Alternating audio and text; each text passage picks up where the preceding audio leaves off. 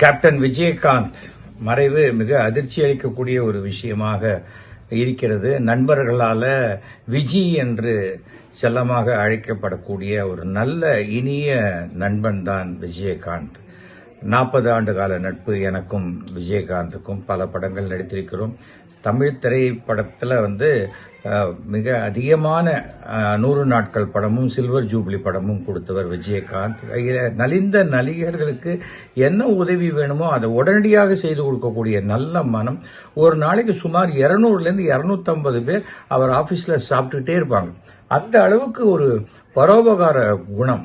நடிகர் சங்க தலைவராக விஜயகாந்த் இருந்தபோதுதான் நடிகர் சங்கத்தினுடைய கடன்கள் அடைக்கப்பட்டு எந்த கடனும் இல்லாமல் நடிகர் சங்கம் ஒரு கம்பீரமாக இருந்ததுன்னா அது விஜயகாந்த் காலம்தான் பொற்காலமாக இருக்கும்.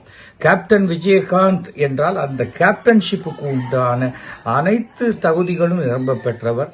மிக நேர்மையானவர். அதனால்தான் அரசியல் அவருக்கு சரியா ஒத்து வரல.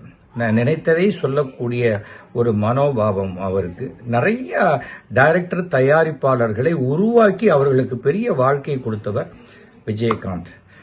அவருடைய ஆத்மா சாந்தி அடைய வேண்டும் என்று பிரார்த்திக்கிறேன். அந்த குடும்பத்தாருக்கு என்னுடைய அனுதாபங்களை தெரிவித்துக் கொள்கிறேன்.